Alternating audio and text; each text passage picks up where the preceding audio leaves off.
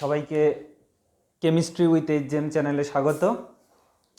আজকে আমরা একটা খুব ইম্পর্টেন্ট টপিক নিয়ে আলোচনা করব।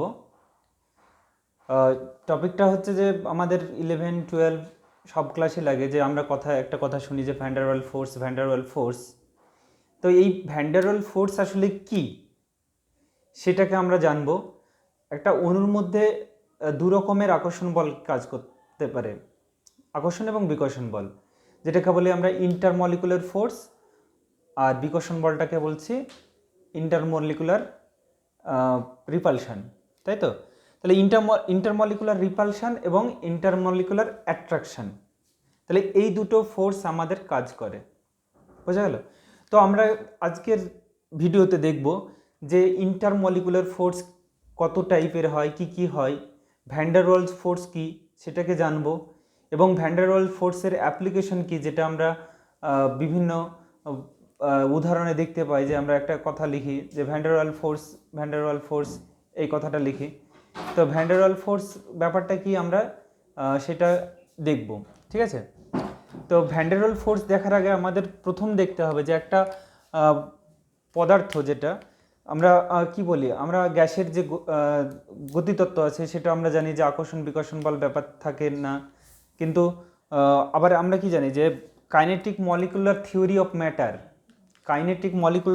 অফ ম্যাটারে কি বলছে, যখন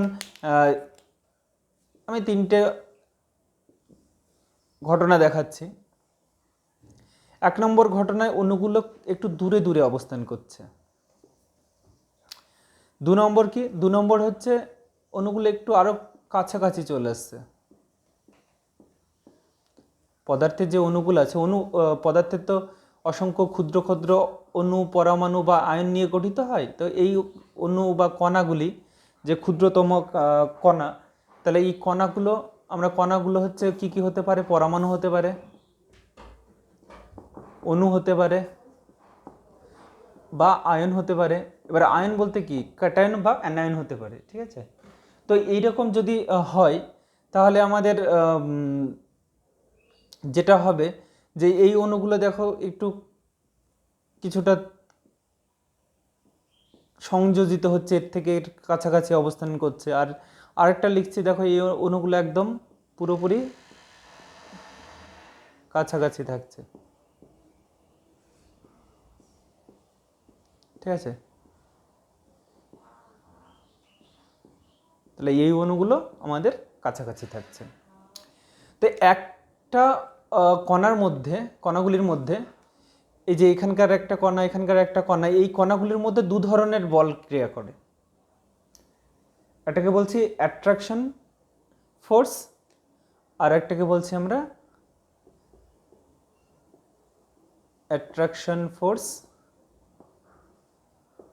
আর একটাকে বলছি রিপালশন। অ্যাট্রাকশন ফোর্স কি করে? অ্যাট্রাকশন ফোর্স অণুগুলোকে কাছে নিয়ে আসার চেষ্টা করে, অণুগুলোকে নিজের কাছে, মানে কাছাকাছি অবস্থানে নিয়ে আসার চেষ্টা করে। আর রিপালশন ফোর্স যেটা আছে, রিপালশন ফোর্স কি আছে, অণুগুলোতে গতি থাকে, সেজন্য এদের একটা তাপীয় শক্তি থাকে, যেটাকে বলে আমরা থার্মাল এনার্জি। তাহলে এই থার্মাল এনার্জিটা কি করে? এই থার্মাল এনার্জিটা অণুগুলোকে দূরে সরিয়ে দেওয়ার চেষ্টা করে। তাহলে যখন আমাদের তাপীয় শক্তিটা, থার্মাল এনার্জিটা বা তাপীয় শক্তিটা যখন বেশি হবে, কার থেকে বেশি হবে? যেটা অ্যাট্রাকশন ফোর্স বা আকর্ষণ বলের থেকে যদি আমাদের তাপীয় শক্তি যদি বেশি হয়, তাপীয় শক্তি বেশি কার থেকে? আকর্ষণ বল থেকে। তাহলে অণুগুলো কি হবে?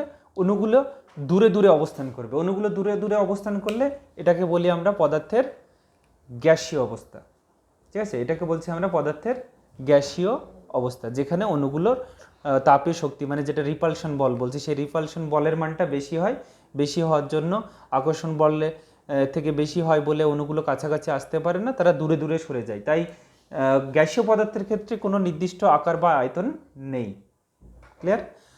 কিন্তু পরের যেটা লিখেছি আমি সেটা অণুগুলো খুব কাছাকাছি অবস্থান করছে। তো এক্ষেত্রে কি হয়, এক্ষেত্রে যেটা আকর্ষণ বল বা অ্যাট্রাকশন ফোর্স, এটা সামান্য পরিমাণ বেশি হয় থার্মাল এনার্জি থেকে, মানে তাপীয় শক্তি থেকে। তাপীয় যে শক্তি তার থেকে সামান্য পরিমাণে বেশি হয়, যার জন্য এই অণুগুলো কাছাকাছি থাকে ঠিকই, কিন্তু এদের নির্দিষ্ট কোনো জ্যামিতি বা আকার থাকে না। এদের নির্দিষ্ট একটা আয়তন থাকে অণুগুলো কাছাকাছি থাকার জন্য, কিন্তু এদের নির্দিষ্ট কোনো আকার থাকে না। বোঝা গেল? এরপর যেটা দেখব সেটা হচ্ছে এইখানে দেখো অণুগুলো খুব কাছাকাছি লিখেছি, খুব ঘন আকারে লেখা হয়েছে। তো এক্ষেত্রে কি হয়, এখানে যে আকর্ষণ বলটা হয়, এই আকর্ষণ বলটা মান গ্রেটার দেন তাপীয় শক্তি। ঠিক আছে? তাহলে তাপীয় শক্তি যেটা হয়, সেই তাপীয় শক্তির থেকে আকর্ষণ বলের মানটা অনেক অনেক গুণ বেশি হয়। আর অনেক গুণ বেশি হওয়ার জন্য এদের নির্দিষ্ট আকারও থাকে এবং আয়তনও থাকে। বুঝা গেল? তাহলে এইভাবে পদার্থের আমরা তিনটে অবস্থান দেখে নিলাম। প্রথমটা হচ্ছে তরল, গ্যাস, প্রথমটা গ্যাসীয় অবস্থা, গ্যাসিয়াস স্টেট। দ্বিতীয়টা হচ্ছে লিকুইড বা তরল, আর লাস্টেরটা কঠিন। এছাড়া আরেকটা আমরা কথা শুনি এখন আধুনিক যুগে, সেটা হচ্ছে প্লাজমা, মানে না কঠিন না তরল, দুটোর মাঝামাঝি স্তরটাকে আমরা বলছি প্লাজমা স্তর বা পদার্থের প্লাজমা অবস্থা। বোঝা গেল? তাহলে এই অণুগুলো আমাদের কি আকর্ষণ বল আছে, যে ফোর্স অফ অ্যাট্রাকশন যেটাকে বলছি, ফোর্স অফ অ্যাট্রাকশন। এই অ্যাট্রাকশনটা কি? এই অ্যাট্রাকশনটা আমরা বলছি ইন্টার মলিকুলার ফোর্স। তাহলে অণুগুলোর মধ্যে, কণাগুলির মধ্যে যে আকর্ষণ বল, সেই আকর্ষণ বলগুলোকে বলছি আমরা ইন্টারমলিকুলার ফোর্স। আকর্ষণ বলগুলো কণাগুলোকে কাছে নিয়ে আসার চেষ্টা করে, আর রিপালশন বল বা রিপালসিভ ফোর্স যেটা, সেটা কণাগুলিকে দূরে সরে নিয়ে যাওয়ার চেষ্টা করে। ঘরের উষ্ণতায়, মানে আমাদের সাধারণ যে ঘরের উষ্ণতায়, যাদের গলনাঙ্ক কম, খুবই কম, মানে স্ফুটনাঙ্ক ঘরের উষ্ণতার থেকেও কম হলে তারা গ্যাসীয় হবে, আর গলনাঙ্ক ঘরের উষ্ণতার থেকে কম হলে তারা তরল হবে। আর ঘরের উষ্ণতায় যাদের মানে গলনাঙ্ক বেশি হবে তারা কঠিন পদার্থ হবে। এইভাবে আমরা পদার্থের কঠিন, তরল বা গ্যাসীয় অবস্থাগুলোকে ভাগ করি। বোঝা গেল? তাহলে এবার আমরা খুব ইম্পর্টেন্ট জায়গায় যেতে চলেছি। এবার এই ইন্টারমলিকুলার যে ফোর্স, সেই ফোর্সগুলো কি কি আমরা সেগুলো জানবো।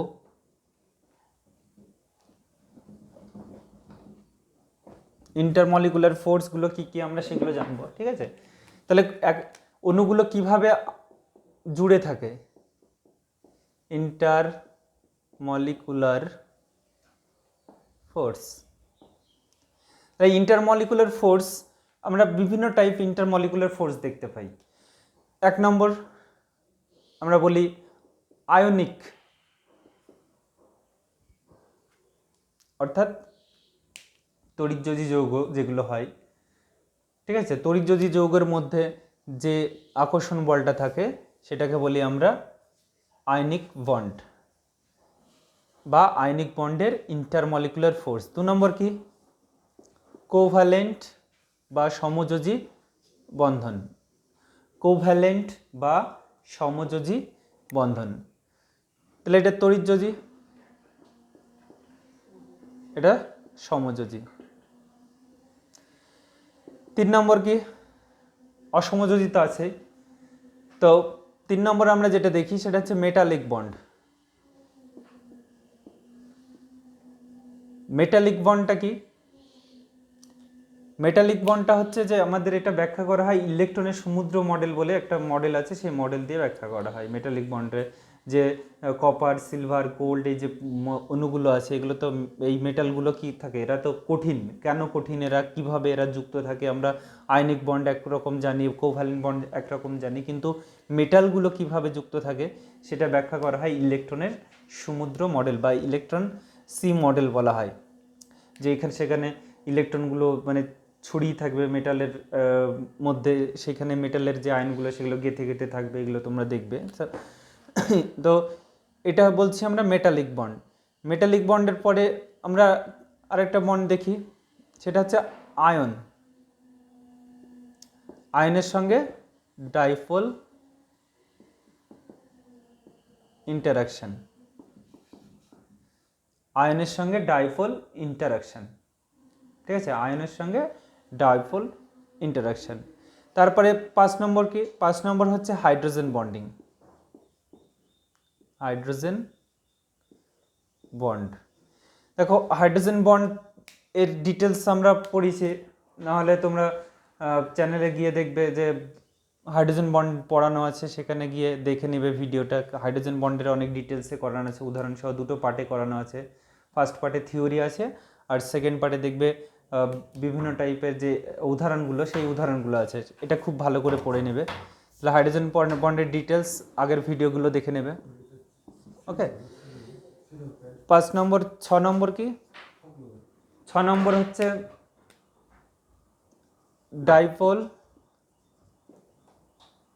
ডাইপোল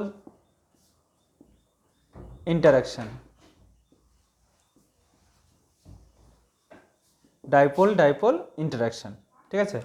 তাহলে ডাইপোল ইন্টারাকশন বা অ্যাট্রাকশন যাই বলি না কেন। তারপরে যদি দেখি 7 নম্বর, ডাইপোলের সাথে ইনডিউসড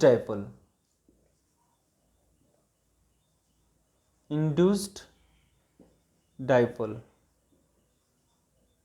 এগুলো আমি প্রত্যেকটা আবার ভালো করে বুঝিয়ে দেবো। এবারে প্রত্যেকটা ডিটেলসে আমরা যাব। আমরা ভ্যান ডার ওয়াল ফোর্স কোনগুলোকে বলি সেগুলোকে আমরা দেখব, ঠিক আছে। তো ভ্যান ডার ওয়াল ফোর্স দেখার আগে আমাদের এগুলোকে আমি লিখে নিচ্ছি আগে, যে ইনডিউসড ডাইপোল অ্যাট্রাকশন,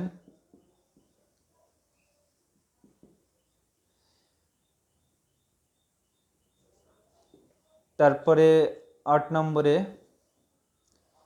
ইনডিউসড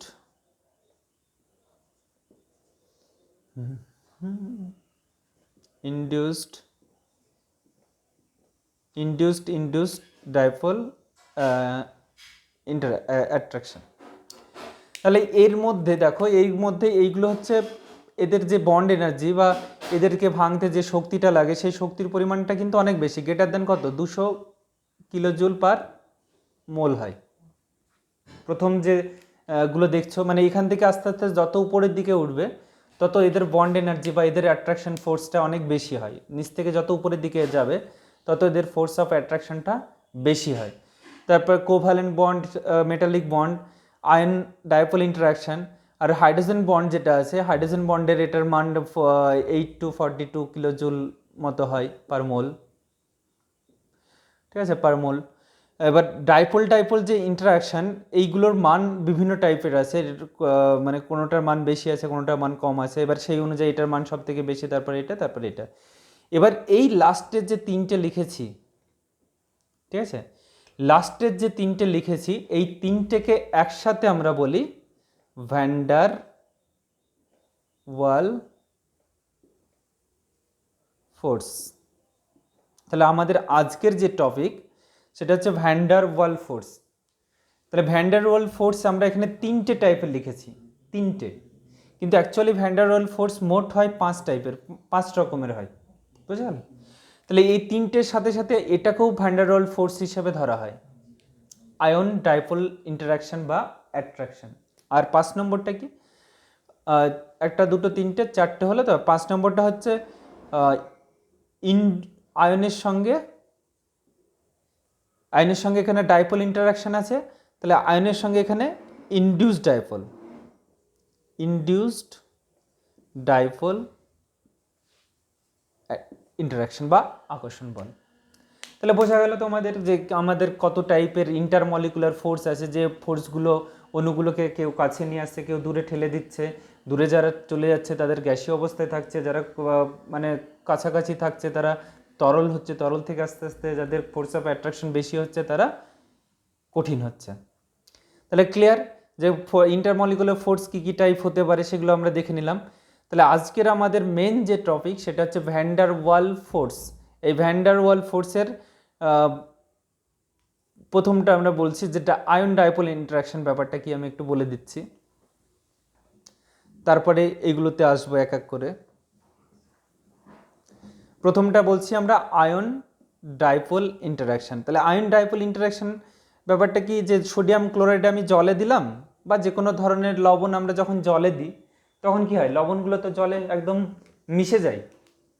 তাহলে কেন মিশে যায়, ঠিক আছে, তাহলে কেন মিশে যায় সেটা যদি দেখি আমরা, এইটাকে ব্যাখ্যা করব ভ্যান ডার ওয়াল ফোর্স দিয়ে, বোঝা গেল? তো সোডিয়াম ক্লোরাইড NaCl, দুটো আয়ন আছে Na প্লাস Cl মাইনাস, এটা জলে যখন চলে যাবে তখন Na প্লাস অ্যাকোয়াস মিডিয়াম চলে গেল plus Cl minus aqueous. Actually sodium chloride যেটা গঠন হয় সেটা হচ্ছে কিউবিক গঠন হয়, ঘনক আকৃতি হয়। তাহলে ঘনক আকৃতি বলতে এইরকম করে হেক্সাগন একটা ঘনকের ঘনক আকৃতি হয়, ঠিক আছে। তো এই ঘনকের মধ্যে মানে পরপর এগুলো দেখবে যে এখানে একটা সোডিয়াম, একটা Na প্লাস, এরকম করে এখানে যদি Na প্লাস থাকে এর পাশে Cl মাইনাস, এখানে Na প্লাস, এরকম করে একটার পর একটা ক্যাটায়ন এবং অ্যানায়ন জুড়ে থাকবে। এবার এর পাশে কি আসে, জলে যখন দেওয়া হয় জলের অণুগুলো এর পাশে এসে ভিড় করে। জলে যখন দেওয়া হয়, যেটাকে আমরা সলভেশন এনার্জি দিয়েও বলি অনেক সময়, সেটাকে সলভেশন এনার্জি বলি। তো এইখানে জলের অণুগুলো কি করবে, এর সঙ্গে জলের অণুগুলো Na প্লাস যেখানে আছে সেখানে মানে এইরকম করে জলের অণু, এখানে অক্সিজেন, এখানে হাইড্রোজেন, এটা মাইনাস এটা প্লাস, মানে এটাকে পুরোপুরি প্লাস মাইনাস দেবো না আমরা, এটা ডেল্টা প্লাস ডেল্টা মাইনাস, এরকম করে জলের অণুগুলো এর পাশে এসে ভিড় করবে, মাইনাস প্লাস এরকম করে মাইনাস প্লাস এর ভিড় করলো। ভিড় করার পরে ওখান থেকে সোডিয়ামটাকে টেনে বের করে নেবে, এখান থেকে টেনে বাইরে বের করে নিয়ে আসবে। নিয়ে আসার পরে এখানে যখন সোডিয়াম প্লাস চলে আসছে বা Cl মাইনাস যাই আসুক না কেন, দুটোকেই জলে নিয়ে চলে আসবে অ্যাকোয়াস মিডিয়ামে। তাহলে Na প্লাস যখন চলে আসবে তখন এর চারপাশে কি থাকবে, চারপাশে জলের আয়নগুলো থাকবে। মানে উপরের দিকে একটা এরকম করে ডেল্টা মাইনাস ডেল্টা প্লাস, এদিকে একটা, এদিকে একটা, নিচে একটা, তাহলে এটা delta minus delta plus minus plus, বা এরকম করে দিয়ে দিলাম আমরা মাইনাস প্লাস, পুরোপুরি প্লাস মাইনাস নয়, এটা মানে পোলার যৌগ, ঠিক আছে। তো এইখানে কি হচ্ছে, এখানে কার মধ্যে ইন্টারাকশন হচ্ছে, Na প্লাসটা কি ক্যাটায়ন, এবার ক্যাটায়নের সঙ্গে কি, জল তো পোলার অণু, ধ্রুবীয় অণু, এটা একদিকে প্লাস থাকছে একদিকে মাইনাস থাকতে, তাহলে এটা ডাইপোল আছে, দ্বিমেরু ভ্রামক আছে। ডাইপোল ডাইপোল ডাইপোল মুভমেন্ট দেখবে, আমরা পড়েছি, সেই ডাইপোল মুভমেন্টের ভিডিওটা দেখে নেবে, ডাইপোল মুভমেন্ট কি, কেন, কোন কাজে লাগে, তার ডিটেলস পুরো উদাহরণ সহ করানো আছে। তো ডাইপোল থাকার জন্য ডাইপোলের সঙ্গে কার ইন্টারাকশন হচ্ছে, আয়নের ইন্টারাকশন হচ্ছে এখানে Na প্লাস, ঠিক আছে। সেজন্য আমরা এটাকে বলছি ডাইপোল আয়ন অ্যাট্রাকশন, বোঝা গেল? তাহলে ডাইপোল আয়ন অ্যাট্রাকশন আমরা বুঝে গেলাম। এরপরে আমাদের মেন যে ভ্যান ডার ওয়াল ফোর্সের তিনটে ফোর্স আমরা বলি, সেই ফোর্সগুলোকে আমরা এক এক করে দেখব, ঠিক আছে। তাহলে ভ্যান ডার ওয়াল ফোর্স কী কী টাইপের হয়, আমরা মোট 5টা টাইপ দেখলাম। তার মধ্যে মেন যেটা, সেটা সেইগুলোকে আমরা নিয়ে এখন আলোচনা করব। 1 নম্বর হচ্ছে ইনডিউসড ডাইপোল, ইনডিউসড ডাইপোল, ঠিক আছে। ইনডিউসড ডাইপোল, ইনডিউসড ডাইপোল, এই ব্যাপারটা কি আমরা এবার আলোচনা করব, ঠিক আছে। ইনডিউসড ডাইপোল, ইনডিউসড ডাইপোল, বা এটাকে বলা হয় instantaneous induced dipole, instantaneous induced dipole, মানে তাৎক্ষণিক আহিত ডাইপোল। ধরো একটা পরমাণু অ্যাটম, একটা অ্যাটম A আছে, একটা অ্যাটম B আছে, মনে করো এটা হিলিয়াম অ্যাটম, বা যে কোনো নন পোলার অ্যাটম, এক কথায় সেই হিলিয়াম হতে পারে, হাইড্রোজেন হতে পারে, নিয়ন হতে পারে, যে কোনো নন পোলার যৌগ যেগুলো আছে সেগুলো, অক্সিজেন হতে পারে, ঠিক আছে। তো তো এরকম অক্সিজেন, হাইড্রোজেন, হিলিয়াম, নাইট্রোজেন, যে কোনো নন পোলার যে যৌগগুলো আছে, সেই নন পোলার যৌগগুলোতে কি হয়, নন পোলার যৌগগুলোতে তাদের কোনো ইলেকট্রনের স্মরণ থাকে না, মানে স্মরণ ঘটে না, এটা সুষম ইলেকট্রন বিন্যাস থাকে। এখানে এটা মনে করো সেন্টার, এর ইলেকট্রনগুলো চারিদিকে কি আছে, ছড়িয়ে আছে। এ অ্যাটম, বি অ্যাটমের একইভাবে ইলেকট্রনগুলো, এটা নিউক্লিয়াস, এটা বি অ্যাটমগুলো এখানে চারিদিকে ছড়িয়ে আছে, বোঝা গেল? কিন্তু হঠাৎ করে মানে এদের যে কেন্দ্র, সেই কেন্দ্রের সঙ্গে ইলেকট্রনগুলো কিন্তু সুষমভাবে টান থাকে না, ঠিক আছে? টান না থাকার জন্য এবার কণাগুলো তো কী করতে পারে, ধাক্কাধাক্কি করতে পারে, অনেক সময় ধাক্কাধাক্কি করতে পারে। আমরা গ্যাসীয় অণুগুলো হলে কি হয়, গ্যাসীয় অণুগুলো কি করে, একে অপরকে ধাক্কা দেয়, তাই না? ধাক্কা দেওয়ার ফলে তাদের সাময়িক বিকৃতি ঘটে, যে কিন্তু এরা পূর্ণ স্থিতিস্থাপক হয় বলে আবার পূর্বের অবস্থায় ফিরে আসে। তো হঠাৎ করে কোনো কারণে দেখা গেল যে এই যে ইলেকট্রন ঘনত্বর একটু হেরফের হলো, ঠিক আছে, পরিবর্তন হলো। তো পরিবর্তন হলে কি হলো, দেখা গেল যে এই দিকে মানে ক্যাটায়নের প্রভাবে এখানকার ইলেকট্রনগুলো দেখা গেল যে এদিকে চলে আসলো, এদিকে সরে আসলো, এর ক্যাটায়নগুলো নিউক্লিয়াসটা এদিকে একটু সরে আসলো, ঠিক আছে? ফলে একটা হঠাৎ করে কি করছে, একটা প্রথমে মানে একটা অণু আগে আহিত হয়ে যাবে, যেখানে এদিকটা মাইনাস হয়ে গেল, এদিকটা প্লাস, মানে প্লাস চার্জটা বা ধনাত্মক আধানটা সরে গেল, এটাতে মাইনাস চার্জটা সরে গেল, ঠিক আছে? তাহলে এখানে আমরা ডেল্টা প্লাস লিখে দিচ্ছি, এটাকে ডেল্টা মাইনাস লিখে দিচ্ছি। এখানে ততক্ষণে বি অ্যাটমটা কিন্তু জীবিত আছে, মানে বি অ্যাটমের কোনো পরিবর্তন হয়নি। কিন্তু এটা যেহেতু মানে ধ্রুবীয় হয়ে গেছে অলরেডি, এর ফলে কি করবে, একে আকর্ষণ করবে, বি পরমাণুটাকে আকর্ষণ করলে কি হবে, বি পরমাণু তখন ওর দ্বারা আবেশিত হয়ে যাবে, ইন্ডাকশন হয়ে যাবে, ঠিক আছে? তখন এটা ডেল্টা প্লাস, এটা ডেল্টা মাইনাস। ইলেকট্রন যখন সরে আসলো, তখন ডাইপোল সৃষ্টি হয়ে গেল। তাহলে প্রথমে কি ছিল, এটা কিন্তু এই ব্যাপারটা কি হচ্ছে, একটা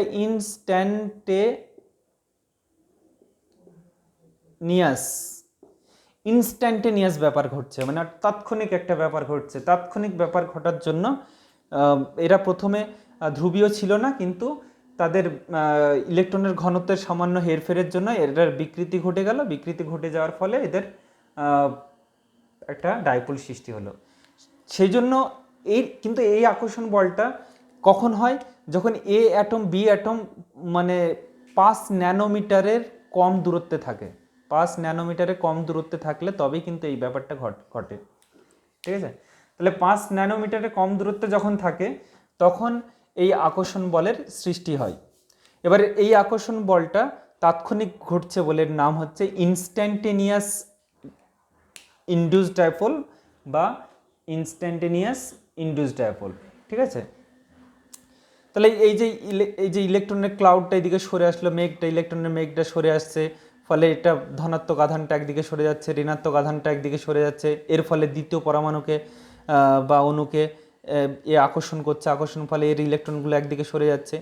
এই যে আকর্ষণ বল, এই আকর্ষণ বলটাকে বলছি আমরা instantaneous dipole, instantaneous induced dipole, instantaneous induced dipole. বোঝা গেল?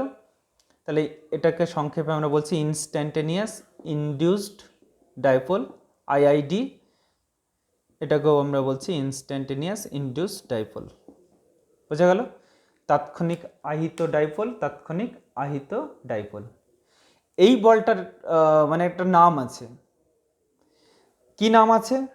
মানে বিজ্ঞানী ফিটজ লন্ডন এটাকে আবিষ্কার করেছিল বলে এটাকে বলা হয় লন্ডন ফোর্স, ঠিক আছে? এটাকে আমরা বলি লন্ডন বল, ঠিক আছে? এটাকে আমরা বলি লন্ডন বল, ঠিক আছে? মাথায় থাকবে এটা। অনেক সময় এটাকে কি বল বলা হয়, যদি বলা হয় তাহলে এটাকে আমরা বলবো লন্ডন বল, ঠিক আছে? এটাকে লন্ডন বল ছাড়া আরেকটাও এর নাম আছে, সেটা হচ্ছে ডিসপারশন বলও বলা হয় এটাকে, ডিসপারশন ফোর্সও বলা হয়। তাহলে এই ফোর্স কার কার মধ্যে ক্রিয়া করবে যদি বলা হয়, তাহলে যেগুলো নন পোলার অণু আছে বা অধ্রুবীয় অণু আছে, সেই অধ্রুবীয় অণুগুলোর মধ্যে এটা ক্রিয়া করে। অধ্রুবীয় অণু, যে কোনো অধ্রুবীয় অণুগুলোর মধ্যে এটা এই বলটা ক্রিয়া করবে। তাহলে ইনডিউসড ডাইপোল ব্যাপারটা আমরা বুঝলাম। এবার আমরা কয়েকটা উদাহরণ দেখি, তাহলে আরও ক্লিয়ার হবে যে এই বলটা আসলে কি বল। আমরা উদাহরণ সহ আমরা দেখব এবার। তাহলে instantaneous induced dipole, instantaneous induced dipole, যেটাকে আমরা লন্ডন ফোর্স বলছি। উদাহরণ আমরা করি যে হিলিয়াম, নিয়ন, আর্গন, ক্রিপ্টন, জেনন। এবার আমরা যদি বলি যে এর মধ্যে কোন গ্যাসটাকে সহজে তরলে পরিণত করা যাবে, বা কোনটার মেল্টিং পয়েন্ট বেশি, কোনটার বয়লিং পয়েন্ট বেশি, ঠিক আছে। তবে মাথায় রাখতে হবে যে এই যে ফোর্স, এই ফোর্সটা কার উপর ডিপেন্ড করে, যে দূরত্ব থাকে একটা পরমাণু আর একটা পরমাণুর মধ্যে দূরত্ব, সেটা r⁶ সঙ্গে ব্যস্তানুপাতিক সম্পর্ক, এবং এর মান দেখা গেছে যে এর মান খুবই কম হয়, 0.005 থেকে অনেক সময় খুব হাই উঠে যায়, সেটা রেয়ার, 40 কিলোজুল পার মোল পর্যন্ত হতে পারে, কিন্তু এটা রেয়ার, মানে এই 40 পর্যন্ত যাওয়াটা খুব রেয়ার কেস। বোঝা গেল?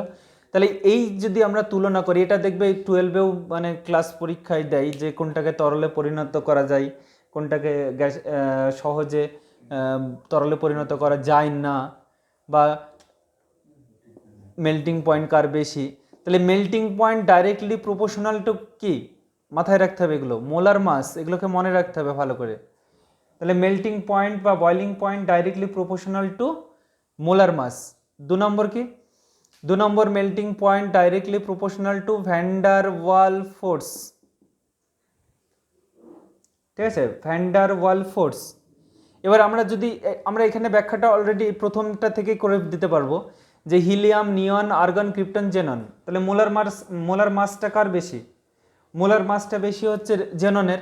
তাহলে এর মধ্যে এটাকে সহজে তরলে পরিণত করা যাবে, তারপরে এইভাবে বলতে পারি, আমরা ব্যাখ্যা করতে পারি।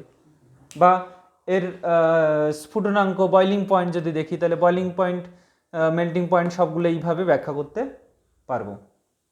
বোঝা গেল যে এর মধ্যে কোন গ্যাসটাকে সহজে তরলে পরিণত করা যাবে যদি বলা হয়, তাহলে এইভাবে ব্যাখ্যা করব আমরা। তারপরে তোমরা গ্রুপ 17 যদি দেখো, গ্রুপ 17 মানে গ্রুপ 17 নম্বর শ্রেণী যদি দেখো, তাহলে কি দেখবে, fluorine gas, chlorine gas, bromine তরল, আয়োডিন কঠিন। তাহলে এই ব্যাপারটা কিন্তু আমরা অন্য কোনো ফোর্স বা অ্যাট্রাকশন দিয়ে আমরা ব্যাখ্যা করতে পারি না, এটাকে ব্যাখ্যা করা হয় van der Waals force of attraction দিয়ে, ঠিক আছে। তো এক্ষেত্রে কি আছে, ফ্লুরিনের যে মোলার মাস ক্লোরিনের বেশি, ক্লোরিনের থেকে ব্রোমিনের বেশি। এবার সাইজ যত বড় হবে, তাই তো, যত বাড়বে আস্তে আস্তে, যত ফ্লুরিন থেকে আস্তে আস্তে যত বাড়বে, তত কি হবে, ইলেকট্রনের যে ঘনত্বটা আছে, সেই ঘনত্বটা সরে যাওয়াটা সহজ হবে, ফলে ইনস্ট্যান্টেনিয়াস ইনডিউসড ডাইপোল তৈরি হওয়াটা কি হবে, অনেক ইজি হবে, সহজ হবে, ঠিক আছে। ফলে এর জন্য হচ্ছে আকর্ষণ বলটা বেশি হচ্ছে আয়োডিনের ক্ষেত্রে, তারপরে ব্রোমিন, তারপরে ক্লোরিন, তারপরে ফ্লোরিন। সেজন্য আয়োডিন সাধারণ তাপমাত্রায় কঠিন। বোঝা গেল? তাহলে এইভাবে আমরা উদাহরণগুলো মানে বিভিন্ন রকম উদাহরণ করব। এবার আচ্ছা, এটা তো ভ্যান ডার ওয়াল ফোর্স শুধু ইনঅর্গানিক যৌগের নয়, অর্গানিক যৌগের ক্ষেত্রেও প্রযোজ্য। তাহলে অর্গানিক যৌগগুলো কি, আমি একটা উদাহরণ দিচ্ছি, এটা তোমাদের জয়েন্ট পরীক্ষাগুলোতে দেয়। মনে করে এই যৌগটা লিখছি, এটা হচ্ছে এন পেন্টেন,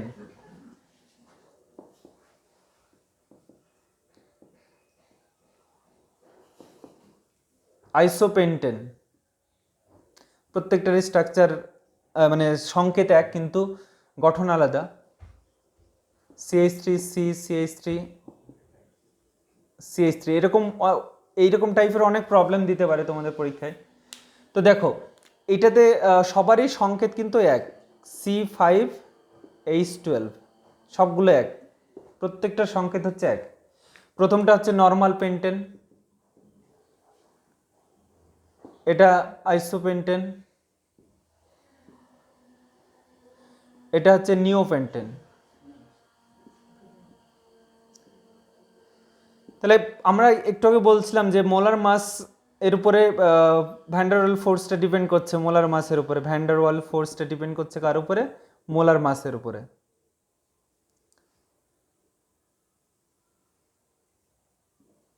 মোলার মাস। তাহলে মোলার মাসটা আবার ভ্যান্ডারওয়াল ফোর্স, মেল্টিং পয়েন্ট বা বয়লিং পয়েন্ট, এটা কার সঙ্গে directly proportional to van der Waal force, van der Waal force proportional to molar mass. তাহলে এই হিসেবে তো আমরা এইগুলোকে আমরা ডিফারেন্ট কিছু পাচ্ছি না, সবগুলো ভর এক হওয়ার জন্য। এটাকে যেটা দেখা হয় সেটা হচ্ছে van der Waal force, van der Waal force is directly proportional two surface area. ঠিক আছে, সারফেস এরিয়া মানে কোন অণুর যে কীরকম ক্ষেত্রফল তার উপরে এটা ডাইরেক্টলি প্রপোর্শনাল টু, মানে ডাইরেক্টলি নির্ভর করছে, বোঝা গেল? তাহলে এটাতে ডাইরেক্ট যখন নির্ভর করছে তাহলে আমরা দেখতেই পাচ্ছি যে যত ব্রাঞ্চিং বাড়বে, মাথায় রাখতে হবে, যত ব্রাঞ্চিং যত বাড়বে তার সারফেস এরিয়া কমবে। তাহলে ব্রাঞ্চিং ইনডাইরেক্টলি প্রপোর্শনাল টু বা inversely proportional to surface area. ঠিক আছে, ব্রাঞ্চিং যত বাড়বে তার সারফেস এরিয়া তত কমবে। স্বাভাবিকভাবে আমরা দেখতে পাচ্ছি যে এন পেন্টেনের ব্রাঞ্চিং কম আছে, এর সারফেস এরিয়া বেশি। আইসোপেন্টেনের ব্রাঞ্চিং আস্তে আস্তে বাড়ছে, সারফেস এরিয়া কমছে। আর নিওপেন্টেনের সারফেস এরিয়া সব থেকে কম, বোঝা গেল?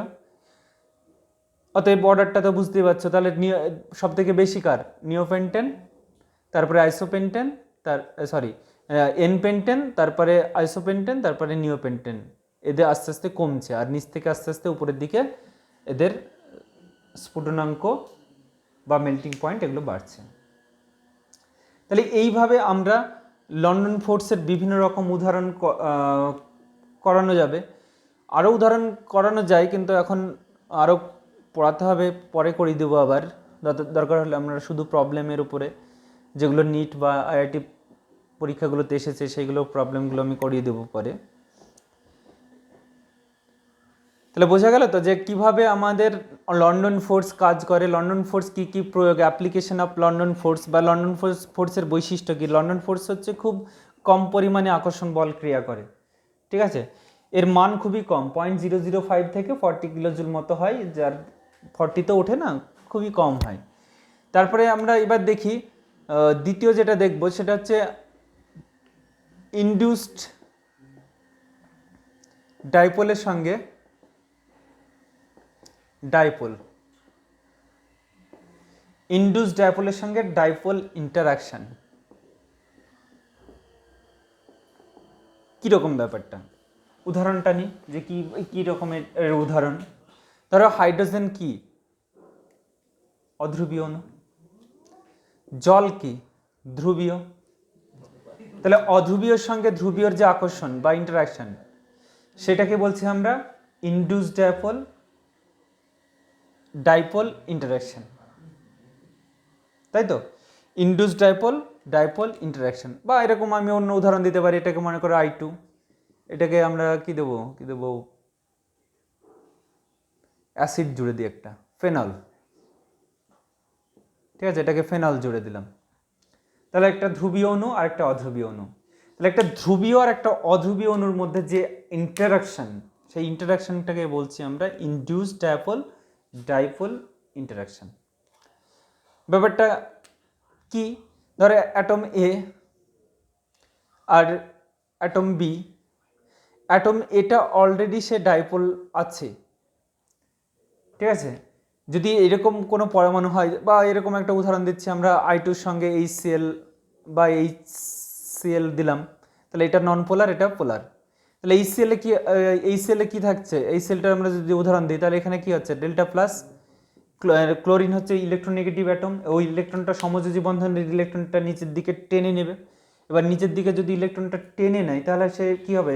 সামান্য মাইনাস চার্জ বা মাইনাস আধান বিশিষ্ট হয়ে যাবে। আর হাইড্রোজেনটা কি হয়ে গেল? হাইড্রোজেন থেকে ইলেকট্রন সরে গেল, ফলে হাইড্রোজেনটা আংশিক ধনাত্মক চার্জে পরিণত হলো। এর ফলে একটা ডাইপোল সৃষ্টি হলো, যে ডাইপোলটাকে ডেল্টা প্লাস ডেল্টা মাইনাস দিয়ে আমরা ডিনোট করলাম। ক্লিয়ার? বি অ্যাটমটা হচ্ছে নন পোলার, এর কোনো ডাইপোল নেই, ইলেকট্রন আছে চারিদিকে। এ তখন কি করবে? এ পরমাণু তখন বিকে অ্যাট্রাক্ট করবে।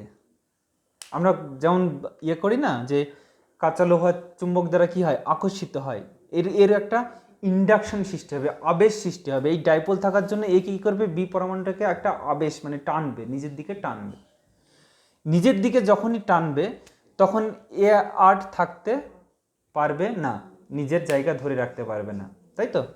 তা আমরা অনেক সময় কি করি, আমরা হয়তো কাউকে নিজের দলে ভেড়ানোর চেষ্টা করি, তাকে বোঝানোর চেষ্টা করি, বুঝিয়ে তাকে আমরা নিজের দলে টেনে নেওয়ার চেষ্টা করি। বোঝা গেল? তো যখন সে আমার কথা শুনে উঠবে বসবে, তখন এটা কী হবে, পোলারাইজড হয়ে যাবে। সে কিন্তু পোলারাইজড ছিল না, তাই তো? তাহলে বারবার অ্যাট্রাক্ট করতে থাকলে এ পোলারাইজ না থাকা সত্ত্বেও এক সময় সে পোলারাইজড হয়ে গেল, মানে প্রথমে ডেল্টা প্লাস, এটা ডেল্টা মাইনাস, এই আবেশের ফলে এ কিন্তু আস্তে আস্তে পোলারাইজ হয়ে গেল। ঠিক আছে, এ আস্তে আস্তে পোলারাইজ হয়ে গেল। বারবার এর সব বুঝে যাচ্ছে। তাহলে এটা কি ডেল্টা প্লাস, এটা ডেল্টা মাইনাস। ফলে এটা মানে এ ছিল আগে থেকেই, এদের নির্দিষ্ট একটা ডাইপোল ছিল, এর কিন্তু কোনো ডাইপোল ছিল না। কি করলো, পরে এর ডাইপোল সৃষ্টি হলো। এটাকে বলছি আমরা ইনডিউস ডাইপোল ইন্টারাকশন। বোঝা গেল? তাহলে এইভাবে উদাহরণগুলোকে দেখতে হবে, ইনডিউস ডাইপোল ইন্টারাকশন। হ্যাঁ, এবার ডাইপোল যার মুভমেন্ট বেশি হবে বা যে অণু যত ধ্রুবীয় হবে তার কি হবে, তার আকর্ষণ করার ক্ষমতাটা তত বেশি হবে। এটাকে মাথায় রাখতে হবে, যে অণু যত বেশি ধ্রুবীয় হবে তার নন পোলার অণুকে তত অ্যাট্রাক্ট করার ক্ষমতা তত বেশি হবে।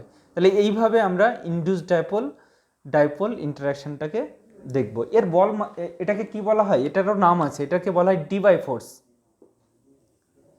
এটাকে বলি আমরা ডি বাই ফোর্স। এই বলটাকে, আগের বলটাকে বলছিলাম আমরা লন্ডন ফোর্স, এটাকে বলা হয় ডি বাই ফোর্স। ক্লিয়ার? তাহলে এটা হচ্ছে ইনডিউস ডাইপোল ইন্টারাকশন। এবার একটা অণুর যত ধ্রুবীয়তা বাড়বে তার আকর্ষণ বল তত বেশি হবে, এটাকে মাথায় রাখতে হবে। বোঝা গেল? তারপরে আমাদের আরেকটা যেটা আছে সেটা হচ্ছে ডাইপোল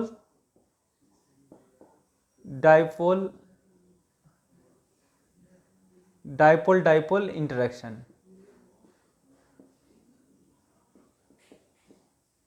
তাহলে ডাইপোল ইন্টারাকশনটা কি? দেখো এখানে এটা তো একদম সহজ জিনিস, যে জল ধ্রুবীয়, এর সঙ্গে জলের আকর্ষণ হচ্ছে। আমরা আদার্স যে ফোর্স অফ অ্যাট্রাকশন সেগুলোকে নেগলিজিবল ধরে নিচ্ছি, মানে এখানে সেটাকে আমরা তুলব না বা একে নিয়ে আসবো না সেই পলগুলোকে।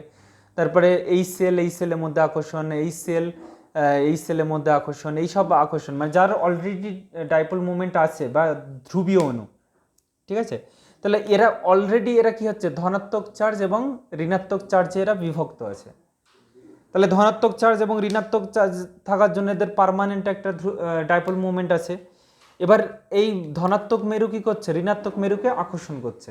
ঠিক আছে, ধনাত্মক মেরু ঋণাত্মক মেরুকে আকর্ষণ করছে। ফলে এরকম যদি একটা এ পরমাণু হয়, এর ধনাত্মক চার্জ, এটা ঋণাত্মক চার্জ। বি পরমাণু এরকম করে আমাদের লিখবো আমরা, এটা ডেল্টা প্লাস, এটা ডেল্টা মাইনাস। তাহলে এ পরমাণু বি পরমাণু অলরেডি তারা ধ্রুবীয়। তাহলে এই ধ্রুবীয় অণুগুলোর মধ্যে একটা পার্মানেন্ট ডাইপোল সৃষ্টি হয়ে আছে, যেটা একটা অণু আর একটা অণুকে সহজে আকর্ষণ করতে পারে, এবং এই জন্য এই আকর্ষণ বলের মানটা অনেক বেশি হয়। এর প্রায় 10 থেকে কত হয়, 10 থেকে মোটামুটি 25 কিলোজুল মতো হয়, 25 কিলোজুল পার মোল মতো হয়। কিন্তু প্রত্যেকটা আকর্ষণ বলই আমাদের কি করে, প্রত্যেকটা আকর্ষণ বলই হচ্ছে যে দূরত্ব হবে সেই দূরত্বের সঙ্গে মানে r⁶ এর সঙ্গে এই ভ্যান ডার ওয়াল ফোর্সগুলো ব্যস্তানুপাতিক সম্পর্ক। ঠিক আছে? তাহলে আমাদের এর মান কত বললাম, 10 থেকে 25, আবার কোনো কোনো জায়গায় লেখা থাকে 5 থেকে 25, বিভিন্ন বই বিভিন্ন রকম লেখা থাকে। মোটামুটি এটা একটা স্ট্যান্ডার্ড ভ্যালু দেওয়া হলো। তাহলে আমাদের ফোর্স অফ অ্যাট্রাকশনগুলোর মধ্যে আমরা দেখলাম ionic force of ionic bond, covalent bond, metallic bond, ion dipole, তারপরে হাইড্রোজেন বন্ড, তারপরে যেগুলো দেখলাম সেগুলো হচ্ছে instantaneous induced dipole, instantaneous induced dipole interaction, dipole dipole interaction, induced dipole dipole interaction. এই বলগুলোকে আমরা বলছি ভান ডার ওয়াল আকর্ষণ বল। লাস্টের যেগুলো বললাম আমরা dipole dipole interaction, dipole induced dipole interaction, induced dipole interaction, এই বলগুলোকে আমরা বলি ভ্যান ডার ওয়াল ফোর্স। তাহলে ভ্যান ডার ওয়াল ফোর্স ব্যাপারটা আমরা মোটামুটি জেনে গেলাম আজকের ক্লাস থেকে। এবার উদাহরণ যদি আমরা আরও যদি দিতে থাকি যে উদাহরণগুলো, তাহলে সেই উদাহরণগুলো আমরা দেখব যে কীরকম উদাহরণ দেওয়া যেতে পারে। তাহলে আমাদের মানে আরও সহজে যে এই উদাহরণ কি দেওয়া যায়, যে আমাদের Debye force, London force, বিভিন্ন রকম তো এক্সাম্পল আছে। একটা উদাহরণ কি দিব, যে এইচ, মনে করে H Cl, H Br, H I, তাহলে প্রত্যেকের তো একটা পার্মানেন্ট ডাইপোল মুভমেন্ট আছে, তাই না? ধ্রুবীয় অণু প্রত্যেকটাই। তাহলে ধ্রুবীয় অণু হওয়ার জন্য এরা কী হবে, এদের মধ্যে যে আকর্ষণ বলটা সেটা হচ্ছে ডাইপোল অ্যাট্রাকশন হবে, ডাইপোল অ্যাট্রাকশন বা ইন্টারাকশন হবে। তাহলে ডাইপোল এদের যদি বলি বয়লিং পয়েন্ট যদি ধরি, boiling point directly proportional two কি মোলার মাস, ভরের উপর ডাইরেক্টলি প্রপোর্শনাল টু। তাহলে এগুলোর মধ্যে ভর কার বেশি? ভর হচ্ছে এইটার বেশি, তারপরে কম হচ্ছে এটার। তাহলে ভর প্রথম থেকে যত ডান দিকে যাব আমরা তত ভর বাড়ছে, বা পর্যায় সারণী উপর থেকে নিচে গেলে ভর আস্তে আস্তে বাড়ছে। ভর বাড়ার জন্য সব থেকে এইচ এর বেশি ভর, বুঝা গেল? তাহলে ভর এইচ এর বেশি, ফলে এর বয়লিং পয়েন্টও বেশি হবে, বুঝা গেল? তাহলে আমাদের বয়লিং পয়েন্ট কার বেশি কার কম এটা নির্ভর করছে কার উপরে? মোলার মাসের উপরে।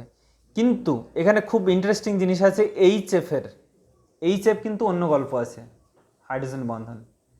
তাই এইচএফের কম হওয়ার কথা, এইচএফ এই জায়গাটা আসার কথা ছিল, এইচএফের অর্ডারটা এইখানে আসার কথা ছিল, এইচএফ, কিন্তু এখানে থাকে না। এটা হাইড্রোজেন বন্ধনের জন্য একদম পুরোপুরি এক্সেপশনাল কেস হয়ে যায়, এটা এইচএফটা এখানে চলে আসে। একই রকম সিরিজ যদি জল মানে H2S, H2AC, H2TE, যত মোলার মাস বাড়ছে তত তাদের ভ্যান ডার ওয়াল ফোর্স বাড়ছে, ভ্যান ডার ওয়াল ফোর্স বাড়লে তাদের আকর্ষণ বল বাড়ছে, বোঝা গেল? তো সেই অনুযায়ী তাদের মেল্টিং পয়েন্ট বা বয়লিং পয়েন্ট সবই নির্ভর করছে এগুলোর উপরে। কিন্তু এখানে এক্সেপশনাল কেস, ওই আগের মতোই এখানেও এক্সেপশনাল কেস হচ্ছে জলের অণু। এর আরও ডিটেলস যদি দেখতে চাও তাহলে হাইড্রোজেন বন্ধনটা দেখে নেবে একবার ভিডিও, ঠিক আছে? তো এইভাবেই যে আমাদের বিভিন্ন রকম আরও অনেক রকম এক্সাম্পল আমরা দিতে পারি। যদি পরীক্ষায় দেয় যে হেক্সেন অণুর মধ্যে কি ধরনের আকর্ষণ বল ক্রিয়া করে, তাহলে বলো দেখি যে কি ধরনের হেক্সেন অণুতে আকর্ষণ বল ক্রিয়া করে। তাহলে হেক্সেন অণুর মধ্যে কি আকর্ষণ বল ক্রিয়া করে? হেক্সেন অণুর মধ্যে ভ্যান ডার ওয়াল ফোর্স ক্রিয়া করে, কিন্তু সেই ভ্যান ডার ওয়াল ফোর্সের মধ্যে কোন বলটা ক্রিয়া করে? লন্ডন বলটা ক্রিয়া করে, বা ইনস্ট্যান্টেনিয়াস ইনডিউসড ডাইপোলটা ক্রিয়া করে। ক্লিয়ার? তাহলে আমাদের এই রকম বিভিন্ন রকম অণু আছে, আমাদের এরকম কার্বন ডাইঅক্সাইডের সঙ্গে আমি বললাম মিথেন অণু, তাহলে এদের মধ্যে কি আকর্ষণ বল হবে? এটাও নন পোলার, এটাও নন পোলার, তাহলে ভ্যান ডার ওয়াল ফোর্স যেটা লন্ডন বল ক্রিয়া করবে। যদি আমরা ক্লোরোফর্মের সঙ্গে কার্বন ডাইঅক্সাইড দেখি, তাহলে ক্লোরোফর্মের সঙ্গে কার্বন ডাইঅক্সাইডের মধ্যে কী হবে? এটা একটা নন পোলার, একটা পোলার, ফলে একটা ইনডিউসড ডাইপোল আর একটা হচ্ছে ডাইপোল। ইনডিউসড ডাইপোলের সঙ্গে ডাইপোল ডি বাই ফোর্স ক্রিয়া করবে, ঠিক আছে? তো এইরকম করে আমাদের অ্যাসিটোন তো পোলার অণু, CH3CO, এর সঙ্গে যদি আমরা ক্লোরোফর্ম দিয়ে দিই, তাহলে ক্লোরোফর্মও পোলার, এও পোলার, তাহলে এদের মধ্যে কি আকর্ষণ বল ক্রিয়া করবে? ডাইপোল ইন্টারাকশন ক্রিয়া করবে, বোঝা গেল? তাহলে এইভাবে আমরা কারো স্ফুটনাঙ্ক কত হবে, কারো মানে গলনাঙ্ক কত হবে, melting point and boiling point, এটা কিন্তু আমরা ভ্যান ডার ওয়াল ফোর্সের সাহায্যে আমরা সহজে ক্যালকুলেট করতে পারবো, বোঝা গেল? তাহলে আমাদের এরপরের ভিডিওতে তোমাদের আকর্ষণ থাকছে, আমাদের এরপরে আমাদের গ্যাসিয়াস যে চ্যাপ্টার, সেই গ্যাসিয়াস চ্যাপ্টারে চার্লস এবং বয়েলস ল এগুলো দিয়ে ভিডিও হবে, এবং বিভিন্ন রকম ক্যারেক্টার গ্যাসের যে চরিত্র সেই গ্যাসের বৈশিষ্ট্যগুলো দিয়ে ভিডিও হবে। সঙ্গে খুব ইম্পর্টেন্ট টপিক যেগুলো গ্রাফ, লেখচিত্র দিয়ে ভিডিও বানানো হবে। তোমরা সঙ্গে থাকবে। চ্যানেলকে যারা এখনও সাবস্ক্রাইব করেনি তাড়াতাড়ি সাবস্ক্রাইব করে নাও, আর বেশি বেশি করে শেয়ার করবে তোমাদের বন্ধুদের মধ্যে, সবাই তাতে উপকৃত হবে। ঠিক আছে।